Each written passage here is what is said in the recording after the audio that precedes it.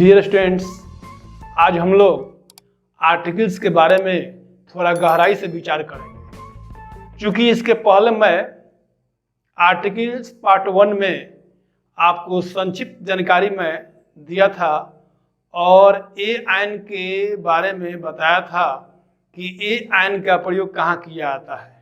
आप इसके लिए आर्टिकल्स पर आधारित आप पार्ट 1 वीडियो में देख सकते हैं। आज हम लोग विचार करेंगे आर्टिकल्स के कुछ और विस्तार पूर्वक जानकारी प्राप्त करेंगे ए आयन के अंतर्गत। जैसा कि बोर्ड पर लिखा हुआ है सम मोर यूजेज ऑफ ए आयन, तो आए हम लोग विचार करें यहाँ पर कि ए आयन का प्रयोग कहाँ कहाँ किया जाता है।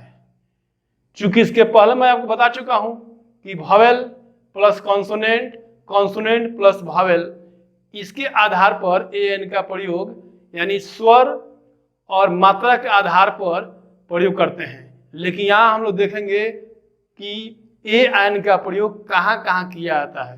तो जैसा कि बोर्ड पे आपका लिखा हुआ है रूल 1 में कि एक या कोई एक के अर्थ में भी ए आयन का प्रयोग किया जाता है। जैसे लिखा हुआ है फर्स्ट सेंटेंस में आई मेट ए स्ट्रेंजर, मैं एक अजनबी से मिला या मैं कोई अजनबी से मिला। तो यहाँ ए आयन का प्रयोग कोई या एक के अर्थ में भी किया जाता है। सेकंड वाक्य देखिए, हैज राम ए कार, यानी क्या राम के पास कोई कार है या क्या राम के पास एक कार है। तो दोनों अर्थ यहाँ व्यक्त हो रहा है, इसलिए ए आयन का अर्थ जहाँ एक होता है वहाँ कोई के भी अर्थ में ए आयन का प्रयोग किया जाता है। 3 नंबर देखिए, ए किंग हैड 4 हॉर्सेज, यानी इसका अर्थ हुआ एक राजा के पास 3 घोड़े थे या किसी राजा के पास 3 घोड़े थे। तो यहाँ भी आप देख सकते हैं कि ए या कोई के अर्थ में ए एन का प्रयोग किया गया है। तो मुझे लगता है कि आप यहाँ समझ गए कि ए आयन के अर्थ में ए एन का प्रयोग किया जाता है। जैसे एक राजा था तो देयर वाज ए किंग, कोई राजा था देयर वाज ए किंग, इसको नहीं भूलेंगे आप। सेकंड देखिए, रूल क्या कहता है। रूल कहता है कि दर, नाप तौल, गतिसूचक शब्दों के पहले ए एन आता है। यानी कोई वस्तु हम लोग खरीदते हैं तो किलो के भाव से, लीटर के भाव से गतिसूचक शब्दों का जो प्रयोग किया जाता है, जैसे ट्रेन है, कार है, इनका यानी यूनिट होता है गति, तो उसके लिए भी ए एन का प्रयोग किया जाता है। जैसे कि बोर्ड पे आप देख सकते हैं व्हीट सेल्स 15 रुपीज ए किलो, यानी इसका अर्थ हुआ गेहूं 15 रुपया प्रति किलो बिकता है। तो यानी प्रति के सेंस में भी ए एन का प्रयोग किया जाता है। तो क्लियर हो गया, गेहूं 15 रुपया प्रति किलो बिकता है। उसी प्रकार देखिए, petrol sales 80 rupees litre, petrol 80 रुपया प्रति लीटर के भाव से बिकता है। यहाँ भी आप देख सकते हैं कि के भाव या प्रति के सेंस में ए एन का प्रयोग किया गया है। उसी तरह आप देख सकते हैं थर्ड वाक्य में this car is running 40 kilometres an hour, this car is running 40 kilometres an hour, यह कार 40 किलोमीटर प्रति घंटे की रफ्तार से चल रही है। तो यहाँ भी आपको स्पष्ट रूप से मालूम हो गया कि प्रति के सेंस में ए एन का प्रयोग किया जाता है। उसी प्रकार आप और भी वाक्यों का प्रयोग कर सकते हैं। जैसे एक वाक्य और लिखा हुआ है ही अर्न्स रुपीज 10,000 ए मंथ, वह 10,000 रुपया प्रति मास यानी प्रति महीना पाता है। तो इसका अर्थ यह हुआ कि प्रति के सेंस में या किलो लीटर के भाव के सेंस में ए एन का प्रयोग किया जाता है। तो इसमें आपको कोई डाउट नहीं होना चाहिए। तो क्लियर हो गया। अब देखिए रूल 3 क्या कर रहा है, कुछ गिनती सूचक शब्दों के पहले ए एन आता है। जैसे लिखा है ए कपल, उसी तरह लिखा है आपका ए dozen, A 100, A 1000, a million. यानी इसमें क्या है कि जब भी इसका हम लोग प्रयोग करेंगे तो डजन के पहले ए लगेगा, 100 के पहले ए लगेगा। यानी ये कुछ ऐसे निश्चित गिनती सूचक शब्द हैं जिनके पहले हमेशा आर्टिकल ए एन का प्रयोग किया जाता है। जैसे आप देख सकते हैं, Ram has a dozen pens, तो राम के पास 1 दर्जन कलम है। उसी तरह ही हैज ए 100 रुपीज, उसके पास 100 रुपये हैं। उसी तरह आप कह सकते हैं कि सोहन के पास 1000 कलमें हैं, तो सोहन हैज ए 1000 पेन्स। यानी इन शब्दों के पहले हमेशा आर्टिकल्स ए एन आता है, यानी गिनती सूचक शब्द है। तो इस प्रकार दिमाग में हमेशा आप इसको नोट करेंगे। इसमें एस या एस ला कर इसको बहुवचन नहीं करेंगे, क्योंकि ए एन का प्रयोग किया जाता है, ऐसे निश्चित अमाउंट का बोध होता है, इसलिए सदैव इसको याद रखेंगे। तो मुझे लगता है कि आप इस बात को अच्छी तरह समझ गए हैं कि डजन, 100, 1000, मिलियन इस तरह गिनती सूचक शब्द रहेगा तो इसके पहले हमेशा आर्टिकल ए एन आता है।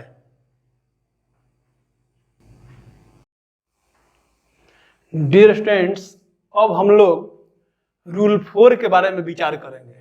इसके पहले आप फर्स्ट, सेकंड, थर्ड रूल जान चुके हैं। अब देखिए ए आइन के अंतर्गत रूल 4 क्या कहता है। जैसा कि आप बोर्ड पर देख सकते हैं, रूल 4 कहता है पूरी जाति का बोध कराने के लिए सिंगुलर काउंटेबल नाउन के पहले ए एन आता है। अर्थात कहने का मतलब यह हुआ कि किसी समुदाय या जाति का जिसे पूरा कम्युनिटी का बोध हो, तो पूरी जात का बोध कराने के लिए भी सिंगुलर काउंटेबल नाउन के पहले ए एन का प्रयोग किया जाता है। जैसा कि आप बोर्ड पर देख सकते हैं, लिखा है फर्स्ट वाक्य, a dog is an animal. तो यहां आप देख सकते हैं एक कुत्ता जानवर है, यानी कुत्ता एक जानवर है।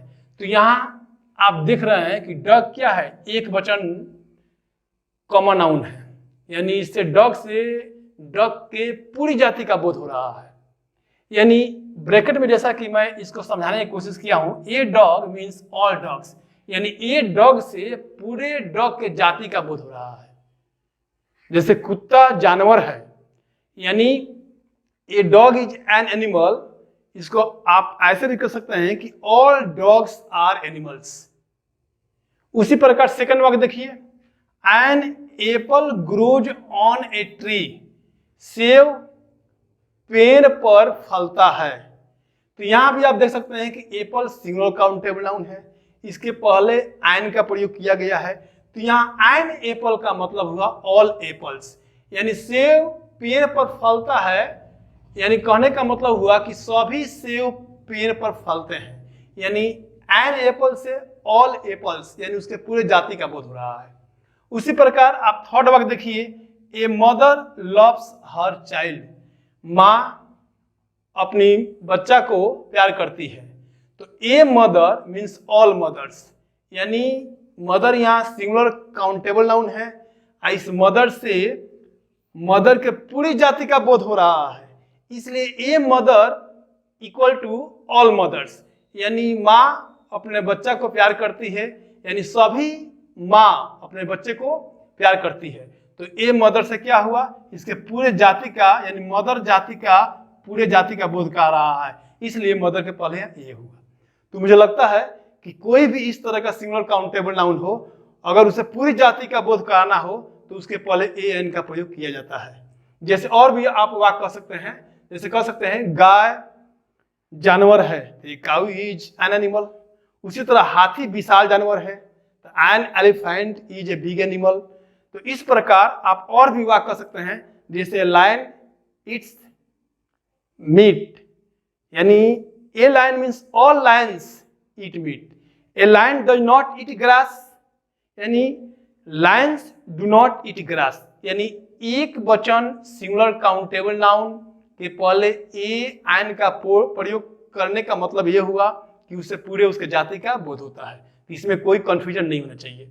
अब देखिए रूल 5 क्या कहता है, जब किसी सिंगुलर काउंटेबल नाउन की चर्चा हम पहली बार करते हैं तो उसके पहले ए एन आता है। यानी कोई भी सिंगुलर काउंटेबल नाउन हो, अगर वो पहली बार आता है तो उसके पहले ए एन का प्रयोग करेंगे, कभी भी याद रखेंगे आप हमेशा।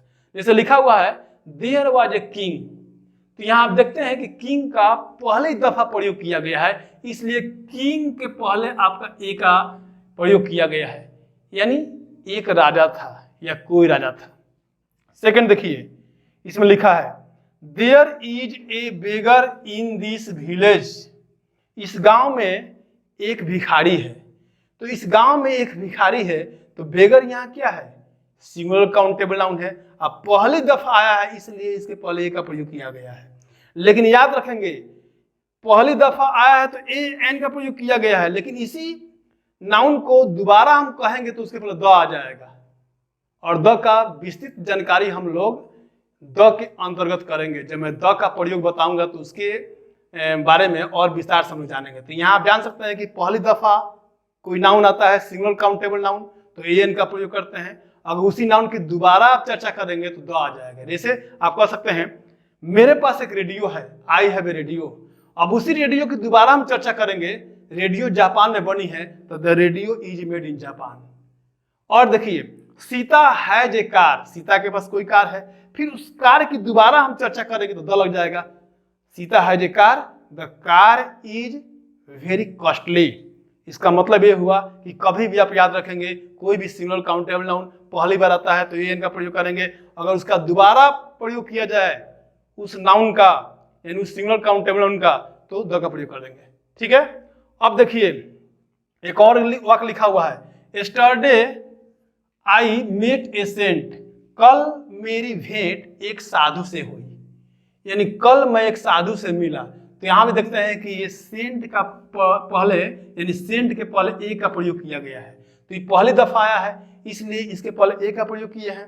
लेकिन इसी सेंट का अगर दोबारा आप चर्चा करेंगे, साधु बहुत दयालु था, कल मैं एक साधु से मिला तो ए का प्रयोग किया गया, और उस साधु की दोबारा हम चर्चा करेंगे, साधु बहुत दयालु था तो the saint was very kind.